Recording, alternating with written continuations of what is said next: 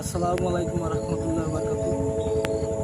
Israel ফিলিস্তিনি ও গাজাবাসীর উপর যে গণহত্যা শুরু করছে, আমি সারা বিশ্বের কাছে নিন্দা জানাই। একটা কথা না বললেই চলে না, সেই কথাটা হলো আমরা 200 কোটি মুসলমান হয়ে 80 কোটি ইহুদির কাছে মাথা নত। কারণ কি ভাই, আমাদের ইমানি শক্তি দুর্বল। ইমানি শক্তি দুর্বল হয়েও আমরা 200 কোটি মানুষ পারতাছি না 80 কোটি ইহুদির সাথে। তা আমার বদরের যুদ্ধের কথা মনে পড়ে গেল। সেটা হলো কি, হযরত মুহাম্মদ সাল্লাল্লাহু আলাইহি সাল্লাম যখন বদরের যুদ্ধ শুরু হয়েছিল, তখন 313 জন মুজাহিদ নিয়ে সে যুদ্ধ করেছিল 1000 ইহুদির সাথে।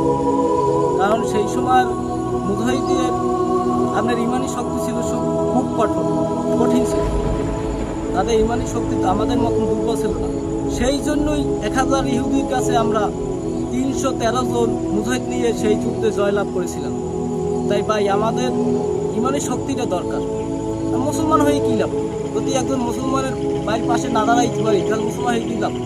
আপনারা কি মনে করছেন ফিলিস্তিনি ধ্বংস করার পর আমাদের ধরবে না? আমাদের ধরবে।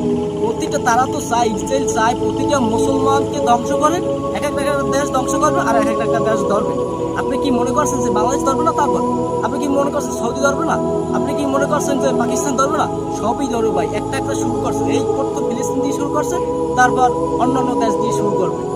তাই আপনাদের আহ্বান জানাচ্ছি, সবাই আপনারা একাত্ম হয়ে ইসরায়েলের সাথে যুদ্ধের ঘোষণা দেন।